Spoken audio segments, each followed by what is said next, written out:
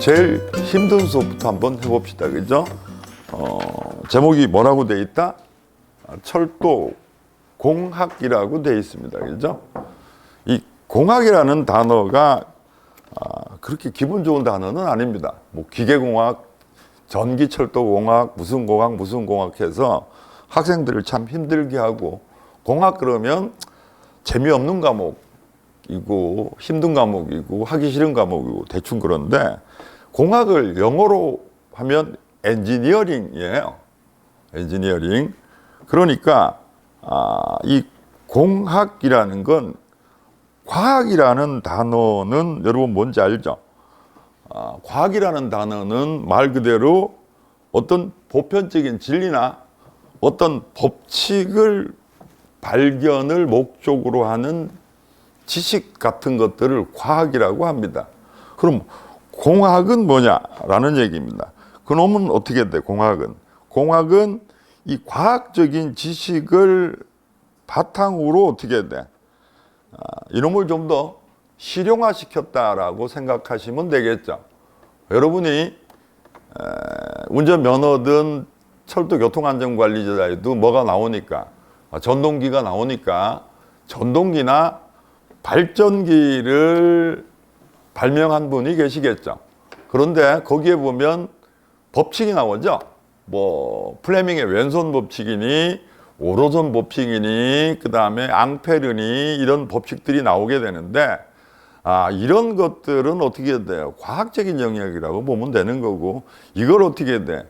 우리 실생활에 연결시키고 이걸 계속 연구하고 발전시키는 걸 뭐라고 생각하면 되겠다? 공학이라고 생각하면 크게 틀릴 건 아닌 것 같습니다. 즉 사전적인 의미에서는 공학을 어떻게 얘기하기도 한다? 문제를 발견하고, 기술적인 문제를 발견하고 이 문제를 해결하는 방법을 제시하는 거, 뭐 이렇게 표현하기도 합니다. 어쨌든 공학은 어떻게 돼요? 결론은 별 재미없다라는 건데, 지금 이 철도공학이라는 게 참 황당합니다. 제가 지금 강의하고 있는 사무실은 철도 건물이고 철도교통안전관리자 우리나라에서 2개밖에 없는 시험장 중에 하나입니다. 제가 내려온 지는 18년이 됐고 한데, 문제는 여기 내려온 이유 중에 하나는 사실 철도 직원들의 재교육을 시켜달라고 해서 내려왔는데, 그 중에서 철도 직원들한테도 강력하게 따라고 하는 자격증이 철도교통안전관리자입니다. 그런데 철도교통안전관리자에 저보고 철도공학 강의를 해달라고 하는데, 저는 몇 년 동안 사양을 했습니다. 왜? 철도공학이라는 정의가 잡히지 않습니다. 도대체 어디서 어디까지가 철도공학이고 철도공학에서 무엇을 가르쳐야 되는지에 대한 책이 나온 게 사실은 없었습니다. 최근에 시중에 철도공학 책이 나와 있기는 합니다. 나와 있기는 한데 범위가 너무 광범위하다 보니까 사실은 어느 한 영역에 쏠려 있기 때문에 전체적인 철도공학을 다 나타낸 책은 현재 없습니다. 제가 여러 영역들을 찾아보고 이걸 좀 제대로 해보려고 뭐 책도 여러 개를 사가지고 봤는데 어느 한 분야에 특정된 부분은 있고, 제가 또 최근에는 용주에 철도고등학교 생겼죠. 거기 만드는 데 관여를 해서 고등학교 교재 개발을 하면서 철도 차량이라는 교재를 한번 여러 교수님들하고 개발을 해봤는데 문제는 많습니다. 철도 차량, 자 우리 한번 이 다음 좀 넘겨주실래요? 자, 그럼 철도 공학이라는 건, 뭐 공학은 설명을 했죠. 그렇죠? 그럼 기술적인 문제를 발견하고 해결하고 뭐 기타 등등 하는 거예요. 그럼 결론은 철도공학은 뭡니까? 철도공학은 철도에 관련된 어떻게 돼? 기술적인 문제, 또 뭐 고장이 나거나 또 개선하거나 이런 것들에 대해서 두루뭉실하게 해서 철도공학이다 라고 하면 되는데, 문제는 어떻게 돼요? 어디서 어디까지냐라는 부분을 찾는 게 상당히 힘들었고, 지금도 출제되는 경향을 보게 되면 정말 황당한 문제들도 의외로 꽤 많습니다. 그래서 제가 내린 결론은 이렇습니다. 제가 내린 결론은, 자, 우리가 일장 철도 일반은 잠깐 제껴놓고, 우리가 열차, 우리 철도라는 건 뭐 책에 나오겠지만은 협의의 정의니 광의의 정의니 하지만, 우리가 알고 있는 철도는 뭐예요? 철길을 깔고, 그렇죠? 철길을 깔고 그 위에 뭘 운영해서, 열차를 운영해서 여객이나 화물을 대량으로, 그렇죠? 목적지까지 이동시키는 거를 철도다라는 개념으로 머릿속에 그리고 있죠. 그리고 있는데 결론은 어떻게 돼요? 바로 열차라는 단어. 우리는 그냥 기차 그러는데 실제 본선을 움직이는 것들은 열차라고 하는 표현이 맞습니다. 결론은 열차를 이용해서 여객이나 화물을 어떻게, 무슨 수송? 대량 수송하기 위해서 필요한 것들이 여기 있는 것들이겠죠. 그렇죠? 그럼 여기 있는 하나, 둘, 셋, 넷, 여기까지입니다. 제가 봤을 때 2장에서 6장까지. 요 놈들은 어떻게 해야 돼? 열차를 움직이기 위해서는 반드시 필요합니다. 여기에 대한 문제들, 기술적인 문제들, 또 문제가 생기면 해결하고 개선하고 이런 문제들에 대해서 연구하는 학문이나 학문을 더 발전시켜서 어떻게 돼? 실용화시키는 그런 것들을 철도공학이라고 한다. 이렇게 얘기할 수밖에 없습니다. 자, 그럼 아주 외우기도 쉽습니다. 그죠? 그 다음에 제가 오랫동안 강의하면서 항상 하는 얘기는 숲이라는 얘기를 합니다. 자, 우리가 철도공학이라는 과목을 공부하든 철도 관련법이라는 과목을 공부하든 맨 먼저 해야 될 일은 뭐다? 숲, 즉 전체를 먼저 보라라는 겁니다. 예를 들어 철도안전법은 9장 81조까지 되어 있습니다. 1장 총칙부터 벌칙까지 되어 있는데 대부분의 친구들이 철도안전법은 굉장히 볼륨이 셉니다. 그래서 1장 1조부터 열심히 합니다. 목적부터. 그러다 보면 한 3장쯤 가게 되면 책 덮고 문제풀이만 합니다. 이번에 철도운송산업기사 특강했는데 합격률이 예전 비해서 조금 떨어지기도 합니다. 이유는 공부를 쉽게 하려고 하는 경향들이 많습니다. 그래서 책도 어떻게 해야 돼요? 두꺼운 거보다 가벼운 거로. 시간도 가능한 한 덜 들이고. 물론 좋습니다. 좋은데 문제는 제가 자주 사용하는 기회비용이라는 겁니다. 기회비용. 예를 들어서 이번에 철도교통안전관리자 강의를 듣는 친구들이 50의 노력을 하지 말고 60의 노력을 내서 단번에 합격한다 그러면 만약에 이번 시험에 떨어지면 다시 어떻게 돼요? 최소 2달 이상을 기다려야 한다는 얘기입니다. 2달 이상의 기회를 또 투자해야 된다는 뜻도 되겠죠. 그렇겠죠? 그래서 공부를 하기 위해서는 뭘 먼저 봐야 된다? 전체를 봐야 된다. 어느 과목이나 마찬가지입니다. 그럼 철도공학 전체를 보면 뭐부터 생각하자? 열차를 움직여서 여객이나 화물을 실어 나르는데 이제 뭐가 필요합니까? 맨 처음에 필요한 게 철길이 필요하겠죠? 철길을 깔아야 그 다음에 뭐가?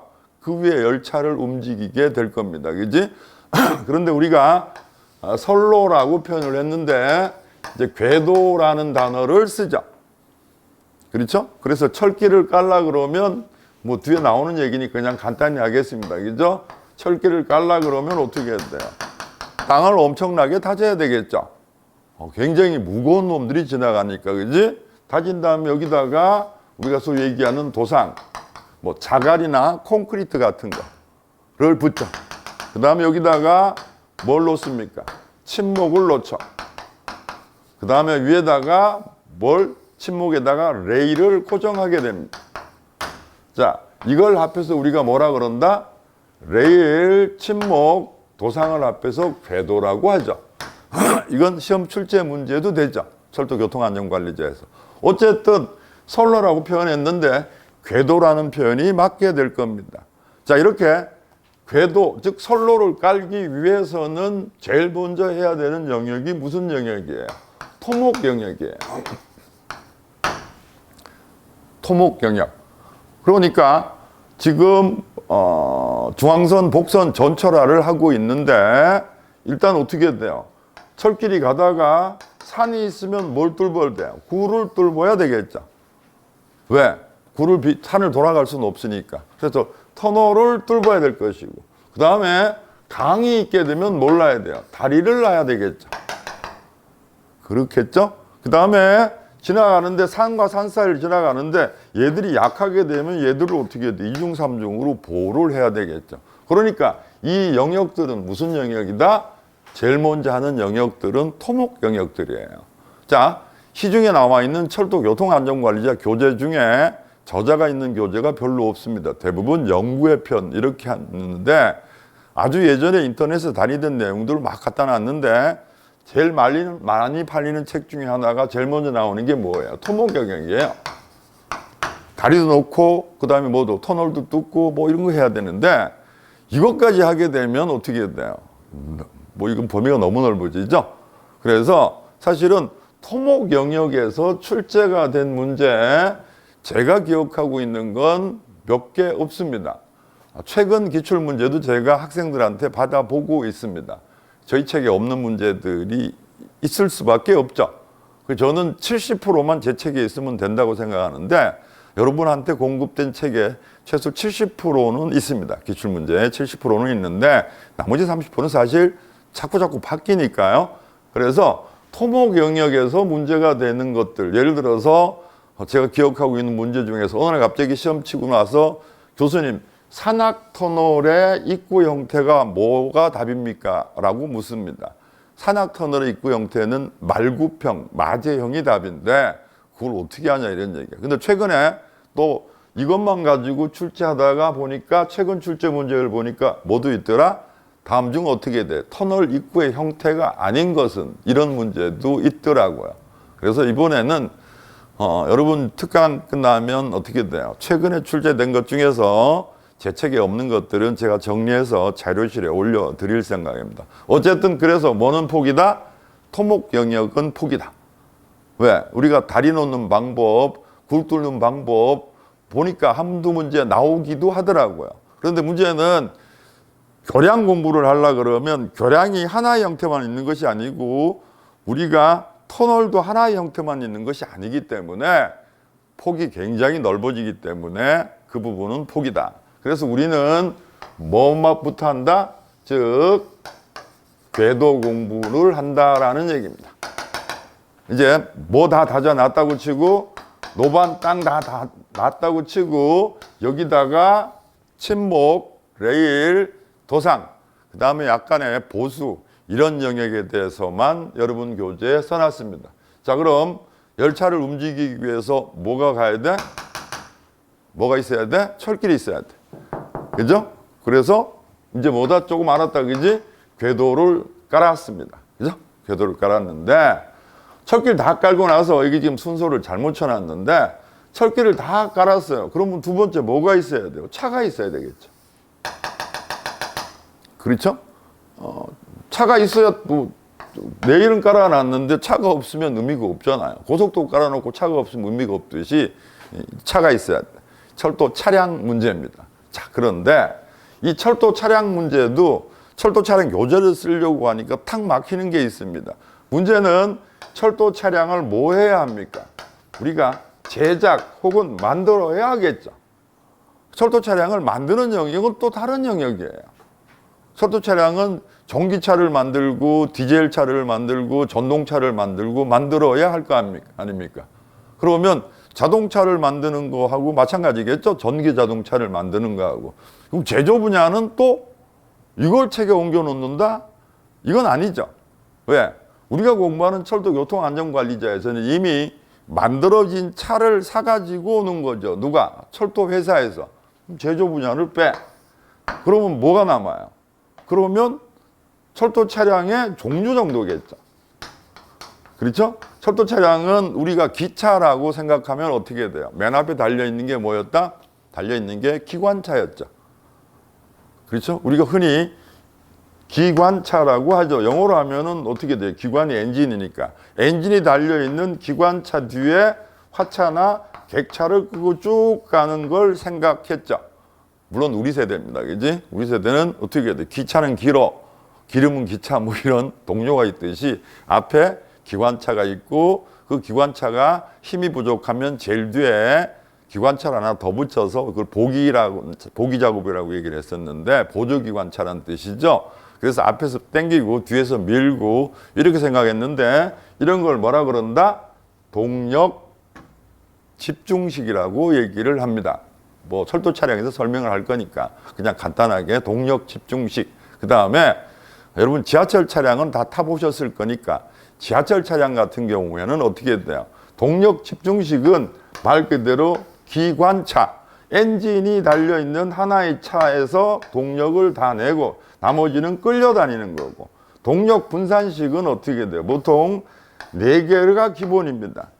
4개, 철도 차량 4개에다가 이 기관차에 달려있는 모든 것들이 다 달려있다라고 생각하시면 됩니다. 이걸 뭐라고 얘기한다? 동력 분산식이다라고 얘기를 하는 겁니다. 자, 현재 최근 우리나라는 어떻게 돼요? 동력 집중식 열차에서 뭘로? 동력 분산식으로 거의 바뀌고 있죠. KTX1 같은 경우에는 프랑스 떼제베가 가져온 거죠. 이거 동력 집중식이에요. KTX2는 우리나라에서 만든 산천이라는 거죠.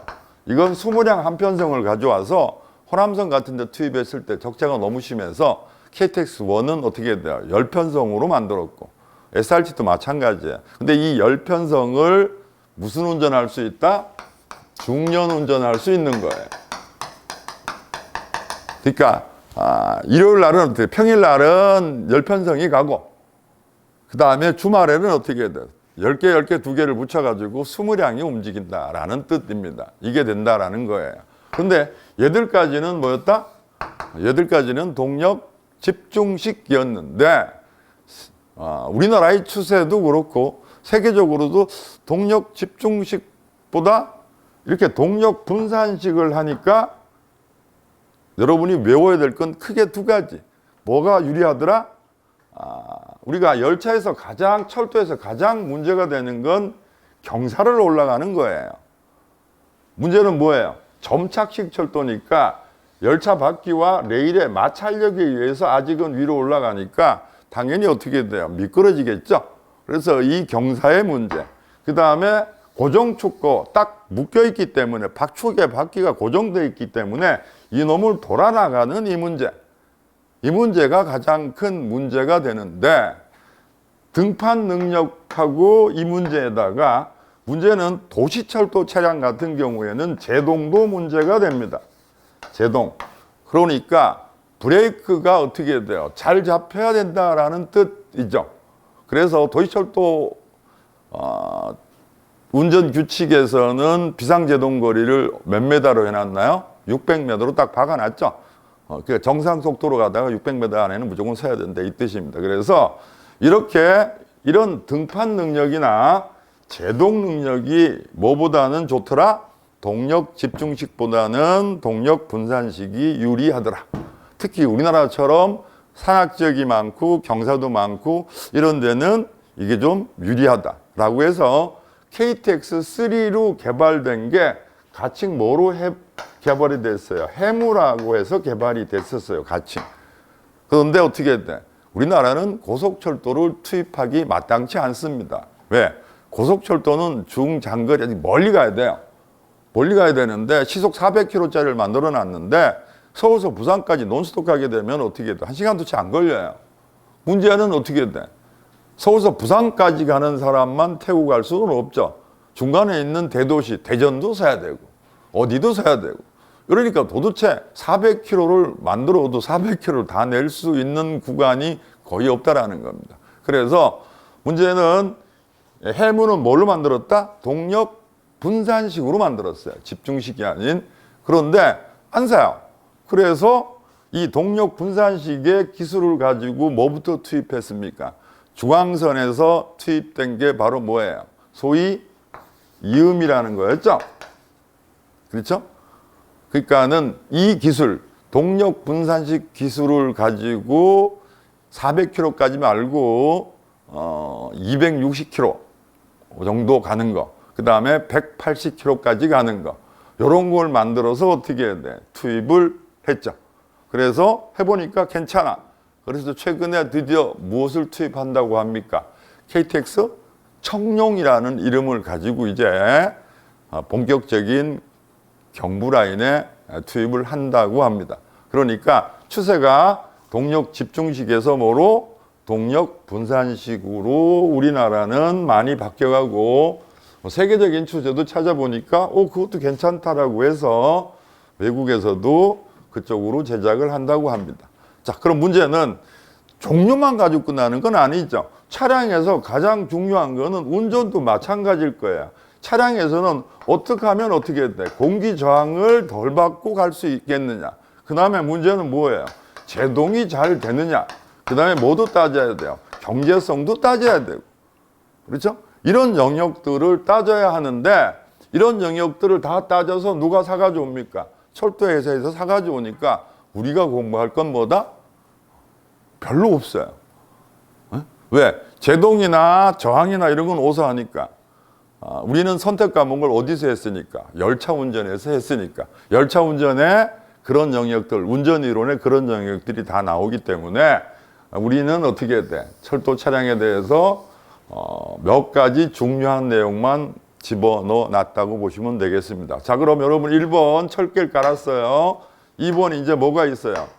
차까지 만들었어요. 그죠? 차 만드는 거 샀어. 철도회사에서 ITX를 샀든 뭐 KTX를 샀든 샀습니다. 샀으면 세 번째 뭐 해야 돼요? 운전해야죠. 차를 운전해야 갈 거 아닙니까? 그지? 그래서 우리가 철도사업법에 보면은 운수종사자라는 표현이 있습니다. 운수종사자, 운수라는 건 운송, 뭐 비슷한 얘기인데 같은 의미로 쓰입니다. 운반하고 수송하는데, 즉 열차를 움직이는데 필요한 사람은 첫 번째 누구겠어요? 기관사입니다. 그렇죠? 두 번째는 누가 있어야 되겠어요? 철도안전법에 있는 여객 승무원이 있어야 될 것이고, 사람을 태우는 여객 영무원이 있어야 될 것이고, 이걸 철도사업법에서 운수종사자라고 딱 못 박아놨습니다. 여러분은 이제 철도사업법 하셔야 됩니다. 왜? 코레일 공채 철도관계법령에 1번이 철도산업발전기본법, 2번이 철도사업법이니까. 한국철도공사법은 제가 일주일을 고민했고 문제를 냈는데도 20문제 이상 낼 게 없더라고요. 그러니까 그건 걱정 안 하셔도 됩니다. 한국철도공사법은 두 개의 법이에요. 자, 운전해야 합니다. 그죠? 근데 이 운전 부분은 철도공학 책에서는, 저희 책에서는 빼놨어요. 우리는 선택 과목을 뭘로 했다? 열차 운전으로 했기 때문에 어디에서? 운전 이론 영역에서 뭘 설명한다? 열차 운전 부분을 설명한다라는 얘기입니다. 자, 이제 선로 궤도를 깔았고 차가 있고 사람이 운전합니다. 자, 철도 차량을 운전하든 자동차를 운전하든 뭐 보고 합니까? 신호 보고 하죠. 그렇겠죠? 신호 보고 합니다. 그지? 그 다음에 제어 설비와 보안 설비가 필요합니다. 제어라는 건 뭐예요? 통제하는 거겠죠? 신호 보고 어떻게 해야 돼? 사람이 손 흔들면 서야 될 것이고, 그죠? 그래서 각종 제어 장치도 있고, 그 다음에 문제는 각종 보안 장치들이 문제가 되겠죠. 왜? 열차의 특징은 대량 수송을 해야 돼요. 대량 수송을 해야 되는데 어떻게 해야 돼요? 대량 수송을 많이 해야 돼. 그렇지? 그런데 뭐가 나면 안 돼. 사고가 나면 대박이죠. 그렇잖아요. 여러분 KTX에 20량짜리 지금 뭐 주말에 다니는데 20량짜리가 공중에 날랐다 그러면 어떻게 나라가 뒤집혀집니다. 그러니까 문제는 속도도 빨라야 하고 차도 많이 보내야 하고 그 다음에 사고도 나지 않아야 하니까 어떻게 해야 돼? 각종 보안 장치들이 필요하고 그 다음에 어떻게 각종 제어 장치들이 필요한 거예요. 그래서 우리가 여러분이 많이 들었던 자동 열차 정지 장치나 ATO 오퍼레이트죠. 자동 열차 운전 장치나 ATC 자동 열차 제어 장치나 ATP 자동 열차 방호 장치나 그 외에 코레일 운전취급 규정에서는 어떻게 돼요? 각종 보안 장치들에 대한 설명이 엄청나게 나오게 됩니다. 그래서 우리는 어떻게 돼 이제 아주 다 왔네요, 그죠? 선로 깔았고 차가 있고 그 다음에 운전을 뭐 보고 했어요? 신호 보고 하고 가다가 뭐 장애물 같은 게 있으면 끌림물 방지 장치도 있고 그 다음에 비상 정지 장치도 있고 이런 걸 다 있기 때문에 돌발에도 잘 대처해서 드디어 어디에 도착했다? 정거장에 도착했다라는 겁니다. 그죠? 그래서 정거장 문제도 보통 어떻게 해야 돼요? 한 개에서 최소 두 개, 한 개는 나오고 두 개 나오는 경우도 많은데 사실 여기도 참 어려워요. 정거장 문제도. 정거장 문제에서 황당했던 건 정거장에 사람들이 에스컬레이터를 타기도 하지만 계단을 올라가기도 합니다. 그래서 그 계단의 미끄럼 지수까지 딱딱딱 어떻게 돼요? 국토부에서 정해놨어요. 그래서 철도교통안전관리 시험에 그 미끄럼 지수가 어떻게 되느냐라는 문제도 출제가 됐습니다. 그리고 어떻게 알아 우리가? 왜? 아까 얘기했죠. 강의하면서 어려운 경우는 어떻게 돼요? 이 규칙을 다 외우시면 됩니다라고 강의할 수는 없습니다. 왜? 그거 어떻게 다 외워요? 그죠? 그러니까 우리는 60점 맞는 싸움을 하는데 어디에다가 타켓을 맞출 것인가가 가장 힘든 게 사실은 강의하면서 철도공학이에요. 그죠? 근데 어쨌든 정거장까지. 그러면 이게 끝이에요. 요걸 뭐라고 봐도 되겠다? 요게 바로 뭐예요? 열차가 가는데 필요한 것들이 다 들어있고 여기에서 발생하는 문제점들, 각종 기술적인 문제점들, 개선점들을 어떻게 돼? 공부하는 것이 철도공학이다. 이렇게 생각하시면 될 것 같은데 하나가 더 넣어놨죠? 전기철도를. 왜? 모든 철도공학 책 쓰신 교수님들이 다시 넣어놨더라고. 문제는 전기철도는 전 세계 기관차의 90%는 뒤에서도 얘기하겠지만 디젤이에요. 전기철도는 돈이 너무 들어요. 지하철 1km 가는데 1,000억 이상 듭니다. 그 다음에 일반 철도에도 1km 가는데 200억 이상 드는 거로 알고 있습니다. 그런데 물론 전기철도의 장점도 많죠. 전기철도가 디젤 엔진에 비해서 훨씬 힘이 셉니다. 그 다음에 친환경성이고 어쩌고 저쩌고 좋은 점 많아요. 좋은 점 많은데 뭐가 무시하게 되니까 어마무시하게 되니까 돈이 어마무시하게 되니까 국유철도가 아닌 민간철도 회사들이 깔기는 어렵겠죠. 그런데 이 전기철도는 이 안에 다 있어요. 철도 차량 안에 어떻게 돼? 전기 차량이 있을 거고 제동은 어떻게 돼? 운전이 있겠죠. 그렇죠? 다 들어있어요. 그런데 뭐가 우리가 전철 전력이라 그러는데 이번 상반기 시험 난리 났죠. 코레일 운전직 상반기 시험 난리 난 게 뭐예요? 전기 일반이라고 하고 5과목을 딱 정해졌는데 출제 문제를 받아보니까 다 어디 문제였다? 전철 전력 부분이었다. 이건 무슨 뜻이냐? 코레일에서는 전기를 만들지는 않습니다. 전기 안 만들죠. 전기를 어디서 만들어요? 발전회사에서 만들어서 한전에서 어떻게 돼? 민간인한테 팔잖아. 그죠? 그런데 코레일은 어떻게 돼요? 아주 한전으로부터 엄청난 전기를 사들이는 한전으로부터의 고마운 고객이에요. 그래서 철도회사에서는 한전으로부터 전기를 사가지고 와서 어디부터 필요하다? 변전부터 필요합니다. 우리는 AC 25,000V를 쓰죠. 일반 철도에서. 그 다음에 DC는 1,500V를 씁니다. 그렇죠? 그러니까 우리가 필요한 전압으로 맞춰주는 곳이 뭐라고 생각하면 되겠다? 변전소라고 생각하면 될 것입니다. 그죠? 그래서 우리는 어떻게 돼? 전철 전력 부분 바로 변전부터 시작해서 모두 깔아야 돼요. 우리가 전선을 펼쳐서 여기에 펜타그래프가 있을 거 아니야. 그지? 펜타에서 전기 받아서 어떻게 해야 돼? 바퀴 굴러가는 데까지 이 부분인데 이쪽 영역에서 어떻게 해야 돼? 전기 일반을 거의 3분의 1을 출제해 버린 거예요. 그래서 학생들이 난리가 났죠. 출제 범위에 벗어난다라고 난리를 냈는데 어쨌든 넘어갔죠. 뭐 방법 없이 제가 봐도 문제 있는 출제는 맞습니다. 그럼 제일 앞에 있는 철도 일반은 뭐다? 이런 걸 공부하기 위해서 기본적으로 알아야 될 내용이 들어있다고 보시면 되는 겁니다. 그래서 여러분은 어떻게 돼요? 여기서 전략적인 선택을 해야 합니다. 우리는 몇 문제를 맞아야 한다?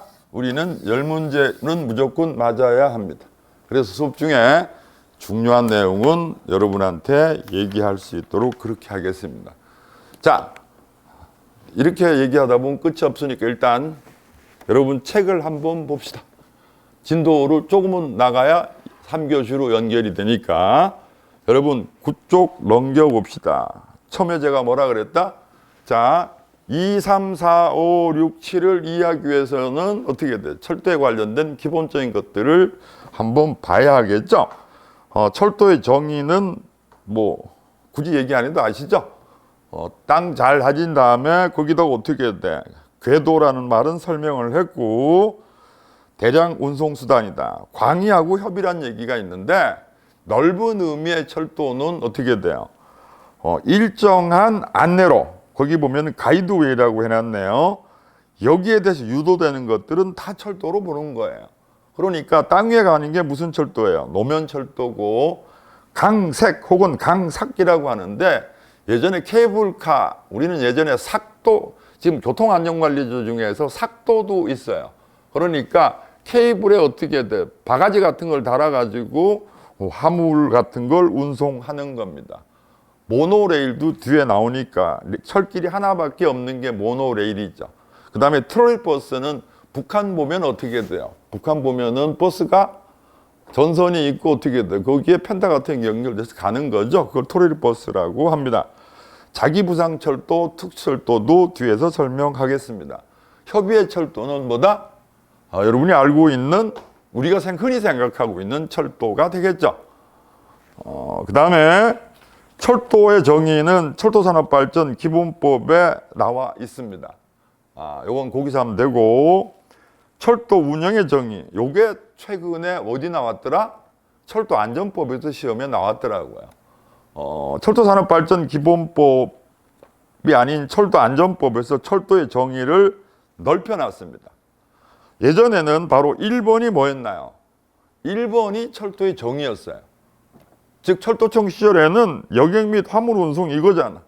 그렇지? 이제는 그런데 이것만 가지고 돈이 안 되니까 철도 차량의 정비나 운행 관리는 관제죠. 이것도 해서 돈을 벌겠다. 그 다음에 3번은 어떻게 해야 돼? 그 외에 부대 사업을 해서. 이거는 철도안전법에서 더 설명을 하겠습니다. 철도의 특징입니다. 특징을 보면 대량 수송성이란 말 당연히 이해하시겠죠.